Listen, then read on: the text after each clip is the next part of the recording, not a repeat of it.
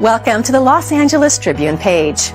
Here you will find original news programming, exclusive digital events, and shows that are directly from the community. At the Los Angeles Tribune, we believe in giving a voice to the voiceless. We are proud to be the only national brand to empower everyday people to make a difference. Since 1886, our reputation has been built on truth and responsibility. Thank you for watching and making a difference. For general inquiries, contact today. Thank you on behalf of the Los Angeles Tribune team.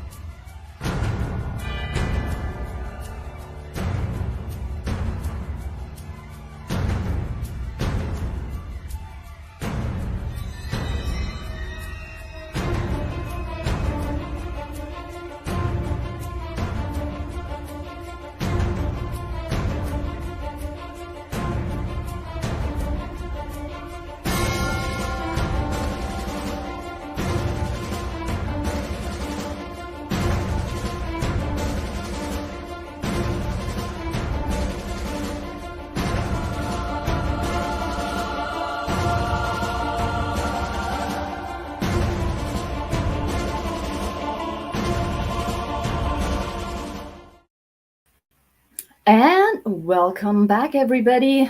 It is Tuesday, service day, as we like to say sometimes, over here in my part of the world, which is really just my apartment. But anyhow, Tuesday, Dienstag, as I always keep telling you all, can actually be service. So good morning, everybody. Good afternoon. Glad to see everybody chiming in here. Today, I got a special show for you. I know this past week, past 16 days, so to speak, have been filled with news. And to all my British friends and family, I've been thinking about you, and I think the whole world has.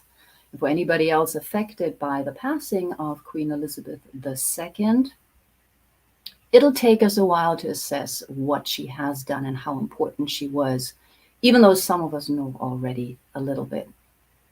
So as we move on, and there's no other way to put it than to say as we move on, I have a special show because I have a European colleague with me today. I would love to say German, but he's a little further down south, so I can't really say German, but we do speak the same language. Anyhow, I bring to you today a good friend of mine, Martin Laschkolnig. Is that correctly pronounced, spoken? Perfectly.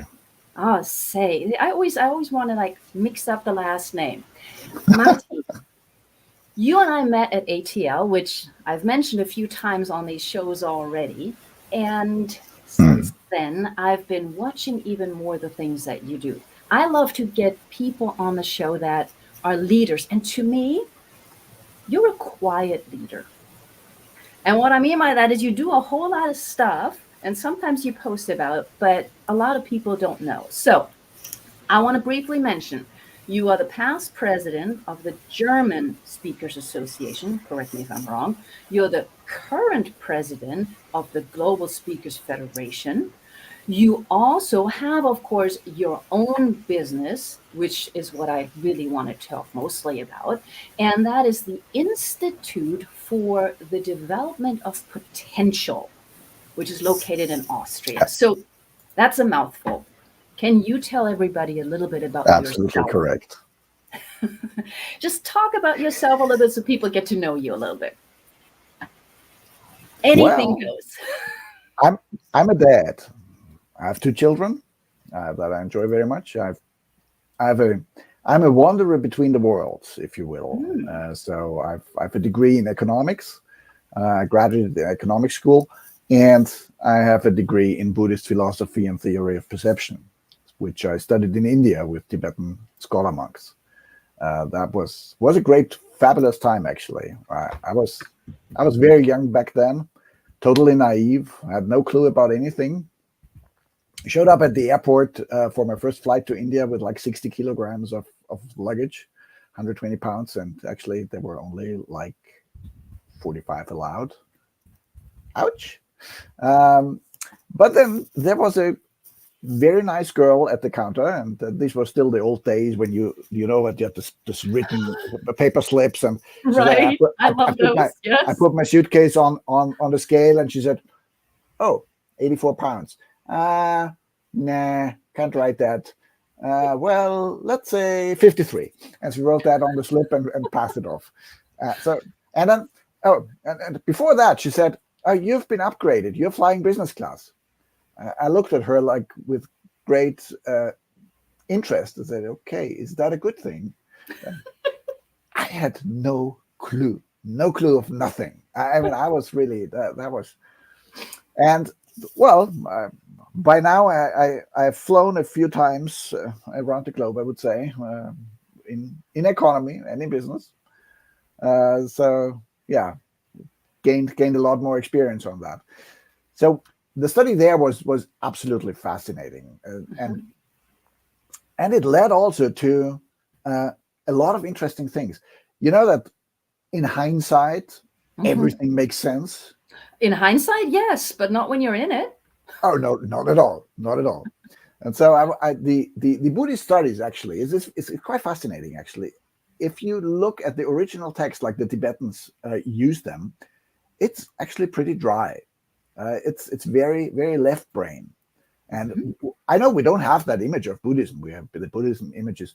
Oh, we're all in serenity, we're all calm, it's all good. Do some meditation. But the philosophy is not that way. And there's a historical reason for that. See, in old India, when once there lots of spiritual masters were like, they're wandering around and pilgrimaging and stuff. So if two met, then one would challenge the other to a discussion on philosophical viewpoints, of course. Not what they had yesterday for dinner. Like, doesn't make sense.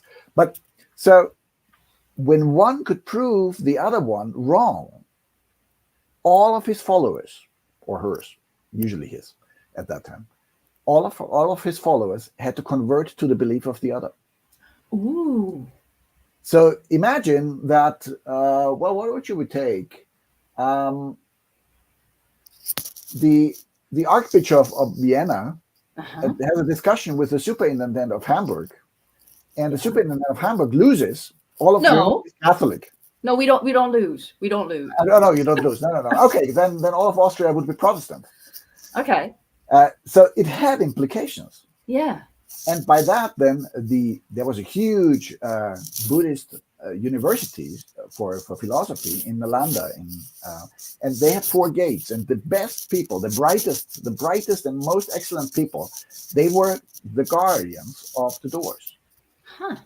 For the reason that if a sage or philosopher came along and challenged them, they couldn't say, "Okay, well, hang on a second, I'll go get the boss," but they had to answer his questions. They had to go into the debate. And so you better have somebody bright at the gate, right? Yeah. So, and then when you read those texts nowadays, you go like, okay, you told me that already 5 times. Now it's slightly different. There's slight variations, just not to leave any possible loophole where you could go in and prove me wrong. And so that makes it, if you read that today with our Western way of abstraction, then that's a little bit tedious. Highly interesting. It's fascinating. I loved it, but a little bit tedious. So, and then during those times in India, then I was like, oh no, God, my goodness, I need something to inspire me. I need something that brings, like, soul nourishment. Yeah. They'll just feel good vibe. Yeah. And seemingly that, when you put something out to the universe, then oftentimes life reacts. And so only barely 3 weeks later, I was in a bookstore in New Delhi, and literally a book dropped to my feet. I don't know what happened. I love that. I love when that happens. It fell off a display, and so I picked it up and it said "Chicken Soup for the Soul," first volume. Yeah, you know that one, huh? Yeah. Many of us do, and it was the first book out of the series that became to have a billion copies in print.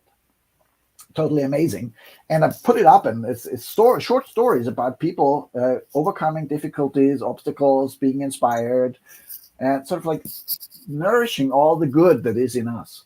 And I read that, and I was like, wow, exactly what the doctor ordered. This is brilliant. And so I took it home, read it all in one go. Heavy emotional damage by over touchiness, right? Yeah, emotional damage. I get it. I was like, so to the degree that sometimes later on, when I told a story, then I stand on stage and I would get overwhelmed by my own story. I was like, okay, no, we can't have that. That's not working. The story is for my audience, not for me. But so in that sense, it was a very, very inspiring book. And I thought, okay, well, this Jack Canfield guy, this is amazing. I want to meet him. Huh?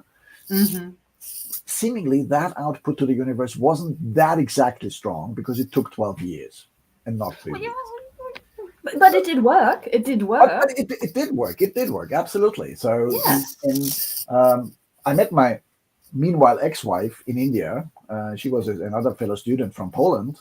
And so when we brought her to Austria, when she came to live with me, then she had degrees in English and theory of the methodology of teaching, and that, like, she could do translations Polish English. The demand in a German language speaking country wasn't exactly that high. I'd rather say zero. Yeah. Not at all. So we thought, okay, what could you do? And then we found this method to teach English to children by a mother tongue approach, by an immersive approach. And not only that it taught English, but it reinforced the positive things, what children really do well, and encourage them to do more of that. And it was a brilliant methodology. And it's still one of my companies that we run today, and I still run it with her, even though we're divorced. And so this is absolutely brilliant. And it brought us into contact with the International Council for Self-esteem. Yes, there is such a thing. Good. And at the 2005 International Self-Esteem Conference in Liverpool in the UK, one of the keynote speakers was Jack Canfield. Yeah. Exactly. So we thought, okay, good. Get this guy that easy, that close. That won't be the case so soon again. So we got a babysitter for our 7-month-old daughter and flew to Liverpool in February. And as to say, the rest is history. And we wanted to bring self-esteem programs to Austrian schools because the experience with American schools had been so amazing. When you implement self-esteem programs in schools, you get 2/3, and these were studies that were done. This is not random numbers. These were studies that were done. 2/3 of less of teen pregnancies, 9/10 less vandalism. The academic achievements went through the roof. Like 64% more graduated high school and went to university, and so on and so on. So the impact is brilliant. Yeah. And so, but then I said to Bob Reason, the president of the council, that, okay, if we're waiting for the Austrian government to give us money for that, maybe we'll wait a little bit longer. Yeah, so a little bit. But basically, self-esteem, big companies, big schools, where's the difference? If you say what's going on and the rest is following. So that's rather similar. And if we are honest, in big companies, we still have little children. So I said, why don't we put out programs for corporations, and use the money that we make with that for the self-esteem programs in schools? Yeah. And he was like, that's a good idea, but I'm an education guy. I have no clue about companies. So, but talk to Jack. His programs are way more suitable for companies, and he does way more in the corporate space. So I turned on my heel, went to Jack, here's an idea. Blah, blah, blah, blah, blah. I told him the story. And then he said the 3 words that will change my life forever. He said, here's the deal.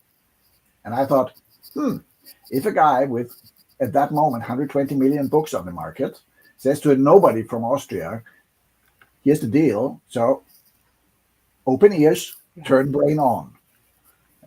That could be interesting. And it was. He said, if you come to my 7-day training in Lake Las Vegas, anything you learn there, you can use for that project. I was like, how? Just like that? Or yeah, just like that.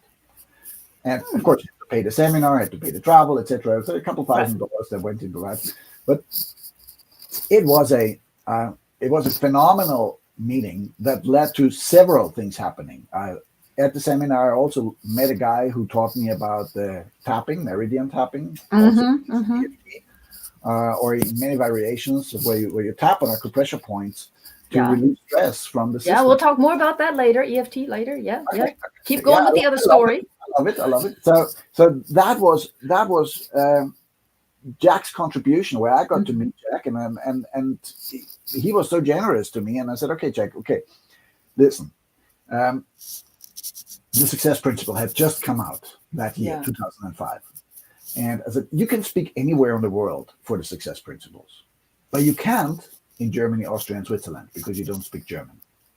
So as a token of my gratitude, let me check, if it's okay for you, let me check with the publisher what I can do to support the launch of the book in the German-speaking market. And he went like, all right, yeah, I have to go with it. So let's see what happens. And so from that emerged, and I became, I joined the advanced training, and I became a member of his Platinum Inner Circle group, was a co-facilitator for his train-the-trainer program, and the first one in Europe to be given the permission to teach the Success Principles in seminars and in keynotes. And that's what started actually my speaking career. And that I became president of the German Speakers Association is also partly Jack's fault. Because he said, if you want to amount to anything as a speaker, you have to join the National Speakers Association. I was like, National Speakers Association is in America. That is very far away. I'm here in Austria. Maybe not. But then I heard in 2005, also that year, the German Speakers Association was founded. And I heard about it and thought, whoa, this is really cool. So I became a member as of the 1st of January 2007. And, in my opinion, there is, if you take the word deserve, then there's a word inside that word. And that's the word serve. Yep. So serving comes before deserving. Yep. And before you get revenue back, you have to give something. And that has been my belief all my life. I always love to contribute to people, and the speaking family somehow was a little bit my tribe. I really love those folks, and had a great opportunity and great conversations, great learnings from all the conferences and from the colleagues there. And so I volunteered for leadership positions, became president. Let me interrupt you for 1 second here. Sure, go ahead. Because we had Jack honored us at our last event as well. He was part of that, and then we had also some special talks with him. But you make him seem like a very approachable gentleman. The way that you're talking about it sounds like he's really down to earth, and he let you already talk about the success principles and all of that. So is it that he is such an approachable person, or are we just making up this image of Jack Canfield? Nobody can talk to him. It's just because I'm so special. See, that's what I thought. Yes. Okay. You're so special. No, nonsense. Absolutely. I know you're joking, but I think what is so important about what you just said is that you took a step. You approached somebody who was like, wow, image. Absolutely. And you just went through it. Were you afraid? I know you also talk about fear. Were you afraid to talk to Jack? Well, at that moment, at that first initial moment, I was so enthused about bringing self-esteem to Austrian schools that, I gave it a shot. I just went and we met him there, and he was very approachable, and but still, somebody can be very approachable and nothing follows from it. Right. So and in that sense, and then I put in some of my own skin into the game. Yeah. I spent like $5,000 on attending a seminar, flying to the States, and the hotel bill and everything. So I put skin into the game. Right. So this is something that sometimes people meet speakers or experts or celebrities at events and want something from them. Why should they do it? They are approached every day by like 5,000 people. But if you put in some of your own skin into the game. So I went to that seminar. In that seminar, there were like 300 people, but it was over 7 days. So you had some time to ask questions and to approach him. And you already had given him a chunk of money for some compensation for the value that you received. So then usually people are also more approachable. Right. So I see that sometimes the people want to get something without building a relationship first. Yes. That doesn't work. True. That doesn't work, especially if it's somebody who has already some recognition and gets approached by a lot of people. Why would they? Yeah. Some people out of the blue come in and say, okay, I want you to be my mentor. Yeah. Right. So what? What's in it for the mentor? Yeah. Unless, okay, I offer mentoring programs, but people pay for that. That's a little bit like a coaching deal. So still we have to go through a phase to see whether we are fit for each other and whether I'm the right person. And I look very carefully whether I'm the right person to actually support that person to get to where they want to go. Because not always the chemistry and the ideals and the values align. And then it is not a good fit. And maybe they're way better off with somebody else. Right. But that's something that's paid. And even sometimes you get like the generous advice and help from Jack. Right. I paid for the programs, but he gave it to me otherwise for free, and we became actually good friends. And so that's a very, very special relationship that I cherish with that very generous man. He's an absolute great guy. So if you have opportunity to go and see him, and when he's speaking somewhere, please do that. It was a brilliant experience in my life. Even though I don't per se teach the success principles anymore right now. Right. But because sometimes I used to say I'm the least successful success trainer ever to walk the planet. Well, okay. For that, we'll have to do a show number 2. Let's briefly talk about something else you just said. You sort of like threw it in, but it's like one of my peeve issues right now, and that is that people approach you out of the blue. Right. Without building a relationship and try to sell you something. It's like, you probably even more than I, but I get like social media messages like, you want to connect? Okay. And I'm like, okay, let's connect. Do my research, do my due diligence, say, okay, it looks kind of interesting. And then I'm like, okay, hi, how you doing? And then the next message I get is like, so I have this, and half of them don't even know what I do. They're trying. How do you feel about that? Well, okay. I do get those. Yes. Yeah. Just don't do it. It doesn't work. I mean, it's like quite funny. A speaker friend of mine posted this recently, and that guy approached her that he's sort of retirement agent, financial advisor, something, and texted her. And then he texted her again and saying, hey, didn't you receive my message? And she wrote back, yes, of course I received your message. Can't wait to work with you because I always love to work with people that I absolutely don't know anything about. Yes. A hint of sarcasm in there. Just a tiny thing. Yeah. So, but yes, no, build a relationship, go to the program of people. But I mean, that's not what those people want. This is basically just they're shooting out like 15,000 messages, hoping that one will stick. Right. And I don't know who teaches those, but it doesn't work. It doesn't work. The best way to do business with people always want to do business with friends. Yeah. With people they trust.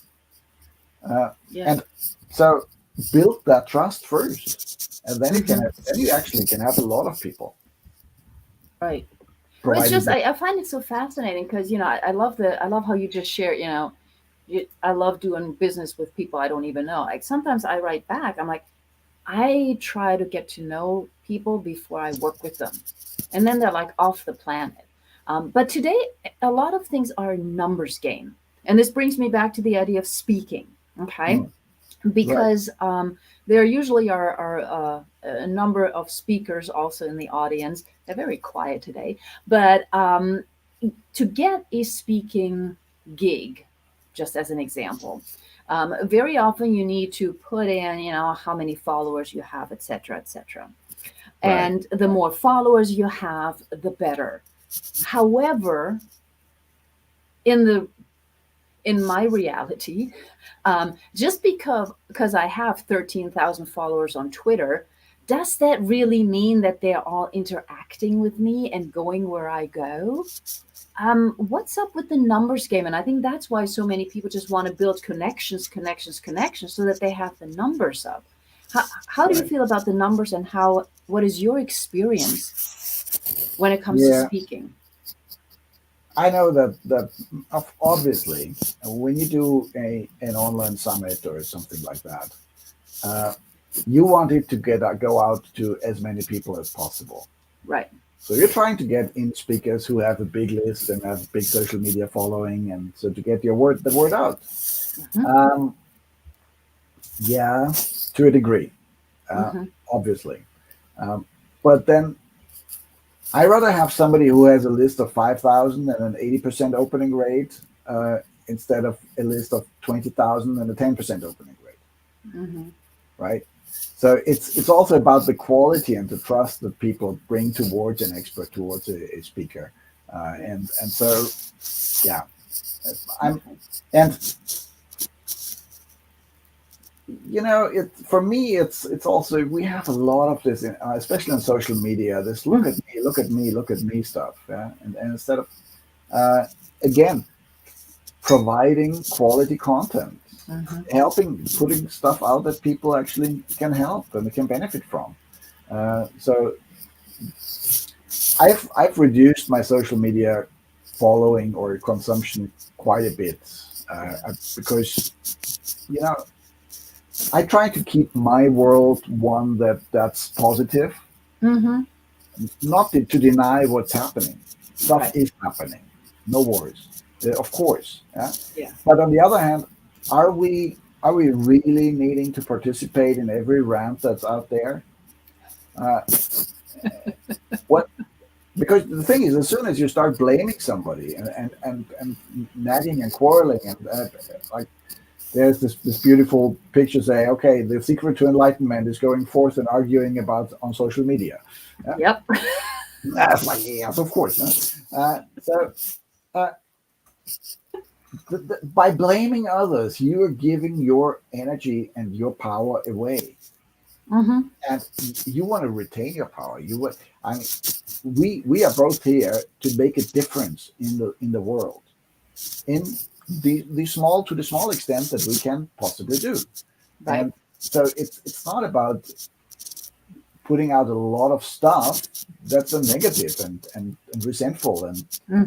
divisive. Yeah. Well, what we want to see is um, how can we connect? How can we unite? How can we bring each other forward? What is the benefit of my contribution to you? Uh, Hmm. and but unfortunately, it's if and here we are back at the issue of self-esteem. Yes. Because if you have low self-esteem and you see somebody else excelling in something, you Yeah. have to put them down in order not to feel devalidated. Hmm. And Absolutely. it is a sign of high self-esteem that you can accept somebody else excelling and actually experiencing joy in seeing it. Yes. And so, Yes. but for that, you first, if you already get up in the morning and say, okay, well, this is a shitty day and I don't want to be in it and life is miserable and blah, blah, blah. Yeah. How empowering will you be? I know. It's like you bring the energy right with you wherever you go. Thank you. Thank Exactly. you. Thank you. Exactly. exactly. So if you smile at the world, chances are way bigger that it will smile back at you. Mm-hmm. And sometimes you're really lucky and you meet people who smile first. Yes. So don't miss that opportunity to smile back. And it's it's so interesting that the larger the city becomes, the more reclusive the people get. Mm-hmm. Because there's so much information, so much, they're so easily overwhelmed with all that's going on that they don't even see. And if I look at somebody, they might want something from me, and I don't want to have that. I'm already busy. I'm already with it in over my head. And but then on the other hand, when you walk through the city with open eyes, and the beautiful connections that I make, not even saying a word to somebody, but you see somebody and the inner smile of recognition, let me call it, lights up, and you see that person and you say, oh yeah, that's another one. Yeah. Another person making the world a better place. How beautiful is that? That is beautiful. And it does happen. I mean, that's a funny thing. It's not a dream, but if you start paying attention, it happens. It's like, while you were talking, I was thinking about, I drop my daughter at school every morning, or, take her halfway or something. And then I usually walk back. And every morning there's this middle-aged gentleman who walks his dog. Mm. And I always have to smile when I see the dog, like halfway through. It's like, and, now he started smiling back. So it's like, I see the dog, I see him. I was like, okay, I know what time it is. I was like, good morning, and smiling back. The other thing that I have noticed, I know we have to take a break soon, but when it comes to kindness, smiling at other people, you've traveled the world. Right. I still have a couple of countries that I'm missing. But as everybody knows, I lived in the U.S. for a while, and there's this image of the U.S., generally speaking, that everybody is nice and kind and all of that. And then I moved back to Hamburg, and there the images were all arrogant. Okay, so I'm dealing with two images. And I was so surprised when I came back to Hamburg because everybody's so nice. I mean, it's like I'm looking around, and people are like, hello, how you doing? I'm like, okay, what just happened? That was like, I love it. I embrace it. It is completely opposite to when I left. So I've seen, I've been gone a while, but I've seen a transformation. So thinking about the imagery that you gave us and the experience that I still have every day, and doesn't mean there are not some who are not happy-go-lucky, but what country or what place, maybe it's not a country, what place have you been where you would say, this is the place where, I don't know, most people have self-esteem or seem to have the inner peace, or people are just more, I know one of the things you talk about is Gelassenheit. Where do you think that would be? Yeah. Where would that be?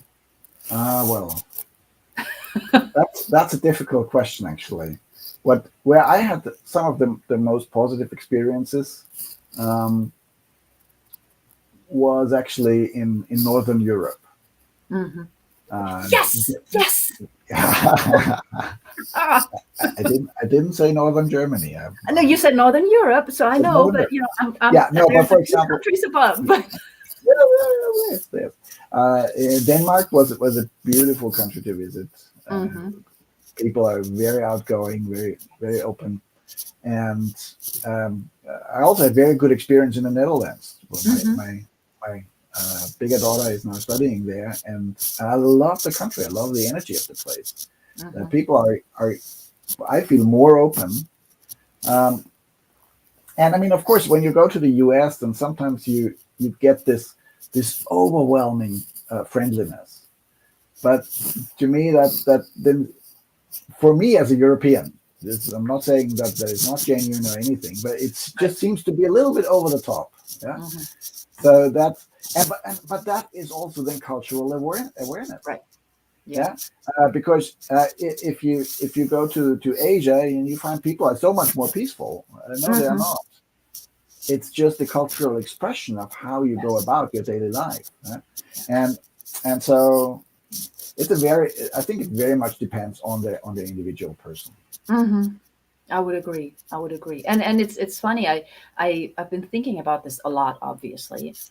and I don't think it has to do anything with inner peace or anything. I think it's the cultural. I call it the reservedness. A lot. Because it's just like handshaking. I mean, you go to Turkey or France or Spain, and you get kisses left and right on the cheek. Well, Mm. in Hamburg, we don't do that. In some Asian countries, you bow instead of shaking hands. So I Right. think that taught reservedness has a lot to do with it again.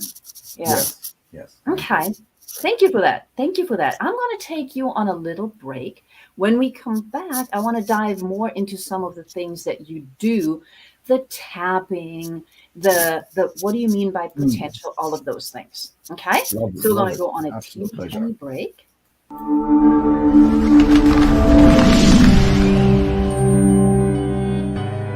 Welcome to the Los Angeles Tribune page.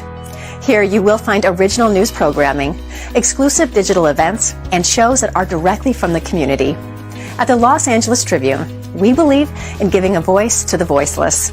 We are proud to be the only national brand to empower everyday people to make a difference. Since 1886, our reputation has been built on truth and responsibility. Thank you for watching and making a difference. For general inquiries, contact today. Thank you on behalf of the Los Angeles Tribune team.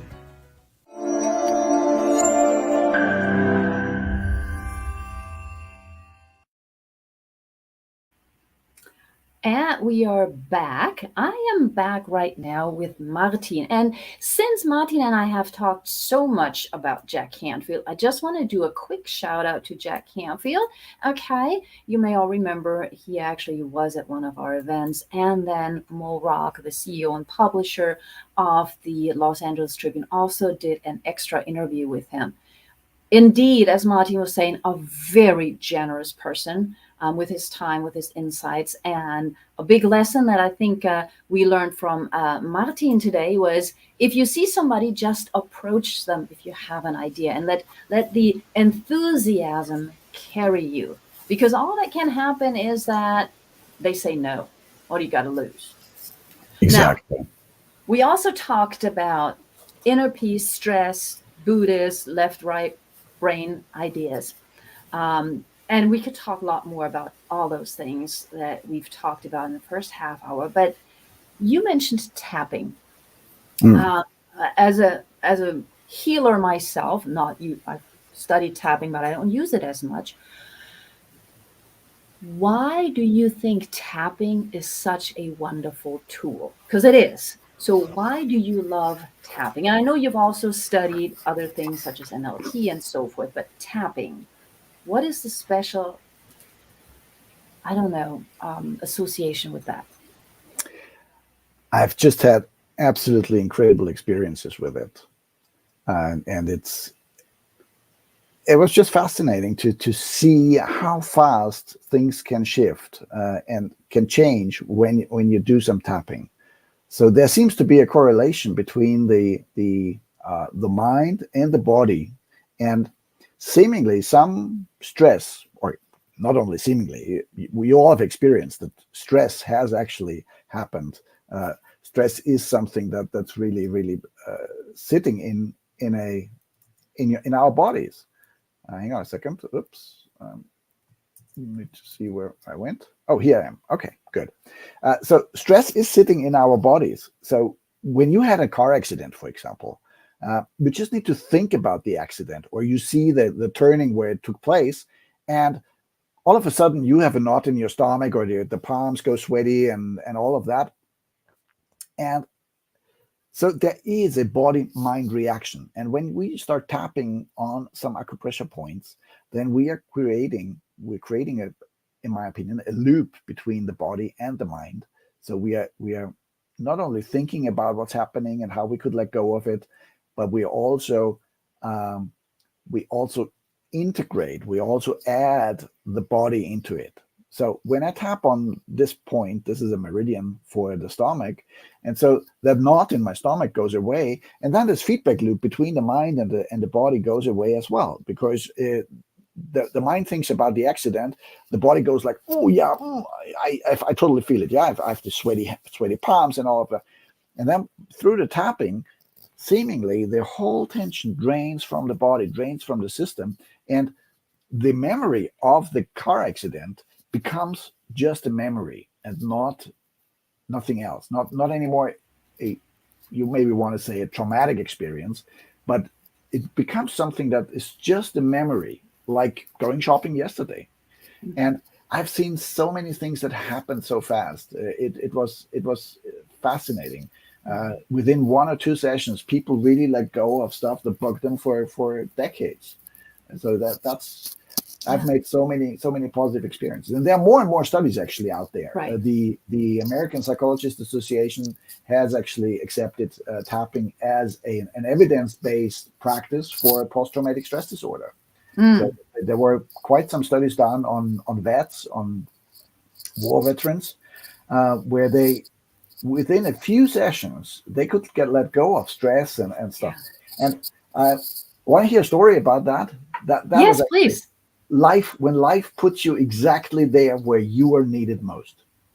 So it was at an NSA convention, and a national speaker, not the NSA that listens, not the one that speaks, not the one that listens. So the National Speakers Association. So we were in Orlando, and we were having some outing there, and so at the last piece of it, I got to know a young lady. And we happened to sit just next to each other, and as it is among speakers, okay, what are you speaking on, and so on and so on. And she told me a little bit about her story, that she was a war veteran, and she had served in Iraq and all of that. And so then the closure of the whole thing was for us to go to a fireworks. And anyone who has any clue about being in a war zone, that banging noise and explosions is not a good sign for your subconscious mind. And so life put me just right at that moment next to her. And I said, she was very brave to endure the fireworks. I said, okay, well, I know this little bit of tapping that could maybe relax the system. And so it would be easier for you to be here.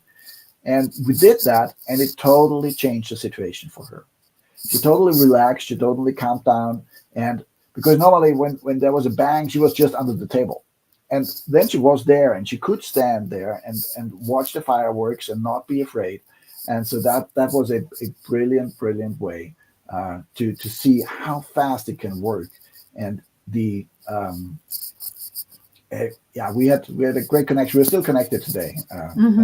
Social media, and she's doing great and a fabulous person.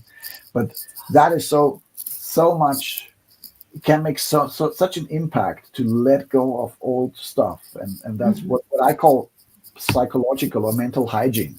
Yeah, we go brush our teeth every day, and so the same way we need some rituals, some techniques, some stuff that we do, and be it yoga or be it autogenic training or a walk in the park, in the forest, whatever it is for you.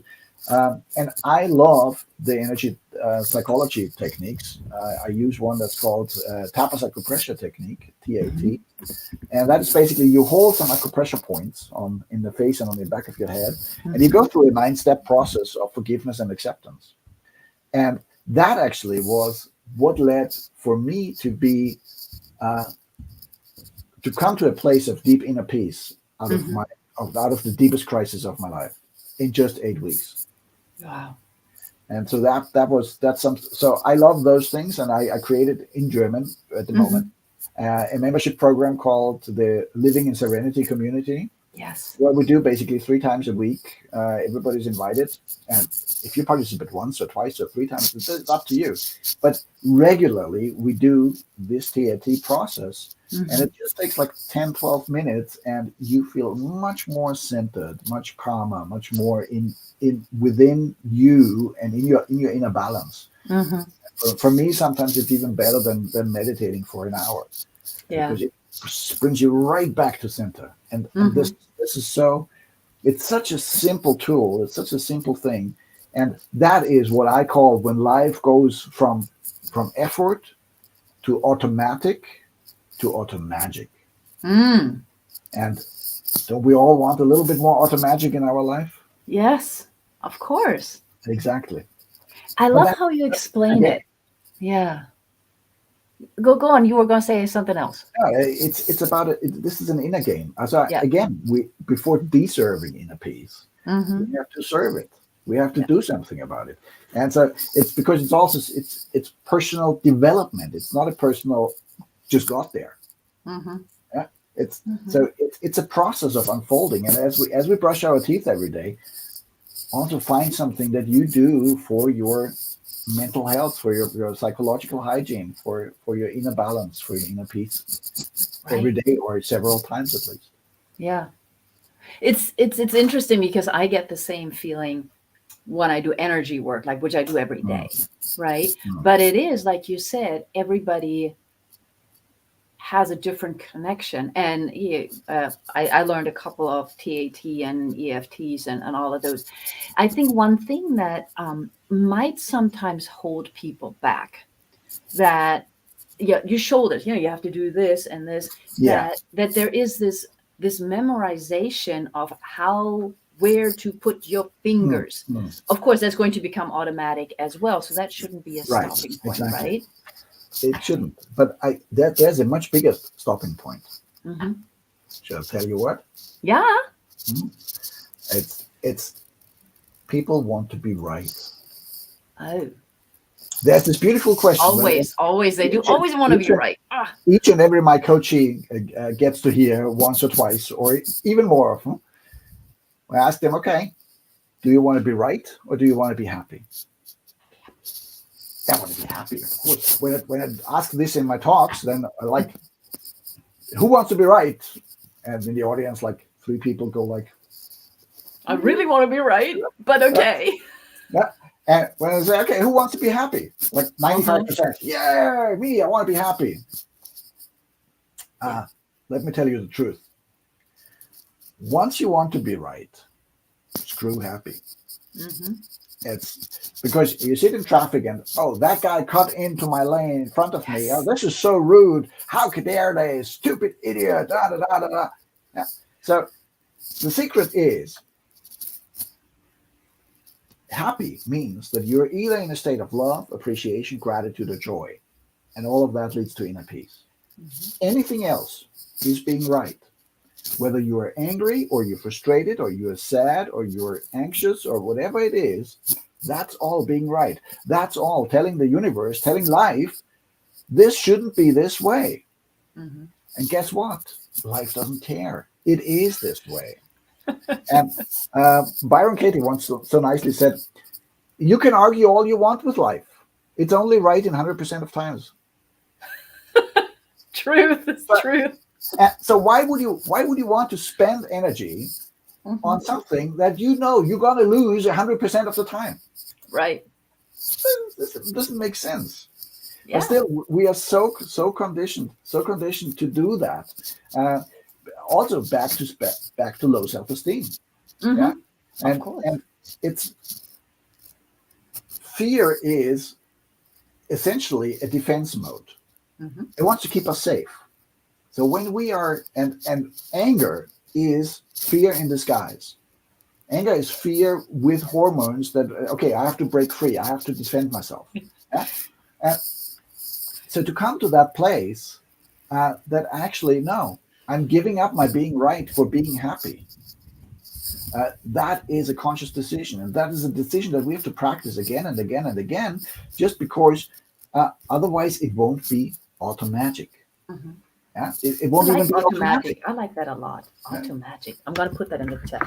Automatic. Yeah. So, and that's why we need mental hygiene. Because if you encounter a crisis, and let me tell you a secret here, everybody will face crisis at one point or another in time. Yeah. Even if you are not right now, and it could be an inner crisis, an outer crisis, a health crisis, a financial crisis, whatever it is. A crisis is life's way to tell us you are off track. You're not where you should be. And crisis is inevitable. as I always say, but suffering is optional. Yes. And so if at the smallest hint of a crisis, I go, okay, let me reflect that. What could possibly, where could I be off track? And then you correct your course to be aligned with life again, to be aligned with, I don't know, what do you want to call it? The universe, divine, whatever it is. Whatever it is for you, find that thing that gives you the most comfort, the most space, the most sacredness. And for some it is Jesus, for others it's Buddha, for whatever it is, the universe, life itself. Right. We have to find that what gives us comfort, what holds us, and what nourishes us. And then to realign with that again and again and again until it becomes automatic. Yeah. And I love it because I love talking about fear as well. And then, what you just mentioned about not just the fear, but you're pretty much empowering others if you allow this fear to come in instead of staying centered. And that is, it's something that I think we work on in self-development, on ourselves, and sometimes we're fortunate to help others. And it's so important because when we get sidetracked, you've heard me, so I always talk about crossroads. You use the term crisis, but sometimes it can be a little thing, and it's just, for me, it's always a wake-up call. It's like it's a stop sign. That's not bad. A stop sign might mean there's something in the road when you're driving, so then a stop sign is good. So in life, it's the same thing. It's good. It's telling you, whoa, hold on a second, reflect a moment. Exactly. So since you are working with companies on self-esteem, with the Global Speakers Association, your NSA, all those things you do, you're really, like I said before, in many ways, a quiet transformational leader, because you cut back on your social media. You're not out there saying, I do all the time. Right. What does, philosophical question, transformation mean to you, and why do you help others and yourself transform? That's a very good question. I love those. We philosophically we could go on forever, but let me put this very, very briefly. Transformation can be a huge thing, like the transformation of a caterpillar into a butterfly. That's a huge and mighty transformation. But transformation can also be a small thing, just transforming a tiny habit that you have into from one that is disempowering you to one that's empowering you. So transformation basically means change. It means turning stuff not necessarily upside down, but at least twisting it a little bit. And our subconscious is sort of like a supertanker. The subconscious habits that we all hold. And don't get me wrong, habits are very useful. Habits are amazing. Or would you like to think every time again you go to the bathroom, which end of the toothbrush is the one that goes in your mouth? Of course not. And we do that automatically. Automatically. I'm so used to automatic by now. So, and also like that we memorize the way to work that we don't even notice anymore that we have driven that. And you've crossed two bridges and you don't even remember having done that. So this is the power of habit. But are all the habits that you are holding onto, are those empowering habits or are they disempowering?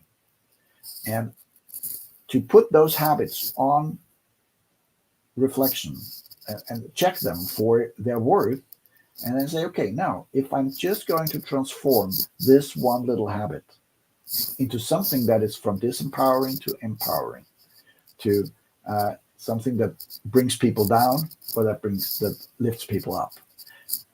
That could be just a small thing, and still it's a transformation.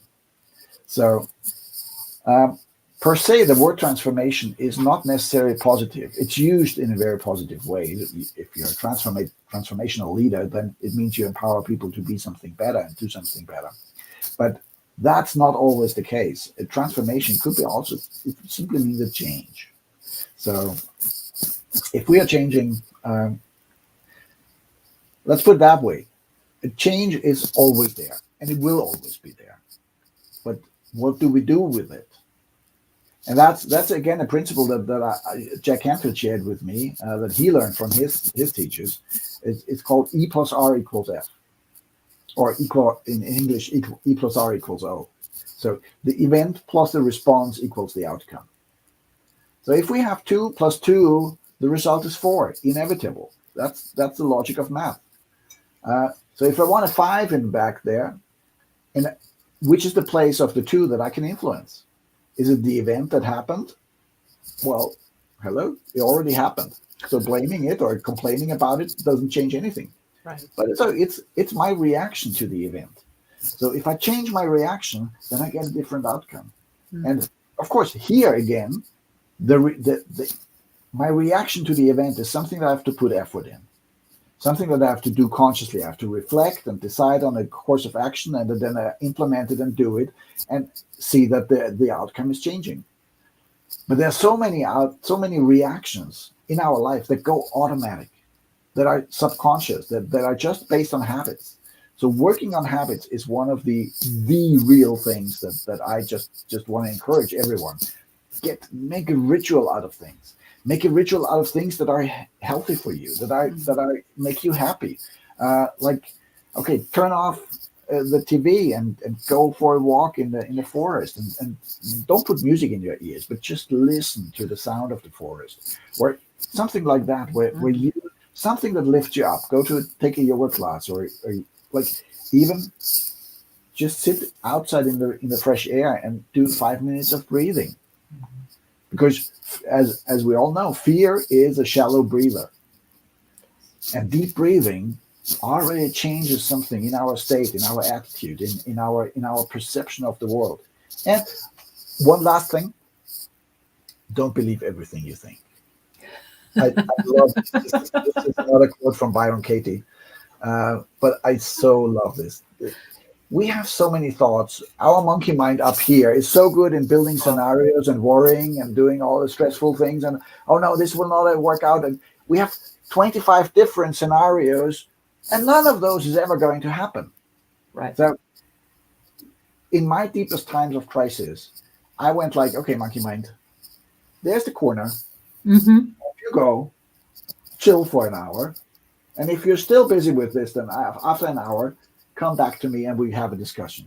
Mm-hmm. So, and what I always added after that is, okay, monkey mind, you go off. We don't need to find an answer to that right now. Right. Because to 99% of all questions, we don't have to have the answer right now. If your child is standing in the middle of a crossroads and a bus is coming, you better move. No doubt. But like 99% of all questions, we don't need to figure out that right hot moment. And then say, okay, monkey mind, you go over there, chill for a moment, or an hour. Let's say an hour. Yeah. And then for myself, I always added, thank you, life, for guiding me. Show me what's my next step. Show me what I need to do. And show it to me in a way that even I understand it. Well, yeah. Don't try to hide it, right? Don't make it a mystery. Exactly. Better give good instructions, right? Yeah. Yeah. Then life can actually come back. And I have seen so many synchronistic things happen to me. Life brought me an opportunity, and I went like, how am I going to do this? I mean, it would be great. So, okay, life, show me how. And within days, sometimes even hours, out of nowhere, out of the blue, without any planning, I get a call, I get a contact, and I say, well, there's this opportunity. Would you like to do this? And it just gave the resources to bring in, or it connected me to the person who knew how, and so on and so on. So allowing more life to lead us, and not thinking of we have to control life. Mm-hmm. Thank you, life, for leading me. Thank you, life, for guiding me, for showing me where I need to be. And how can I bring the best and the most good for the longest possible time to most people?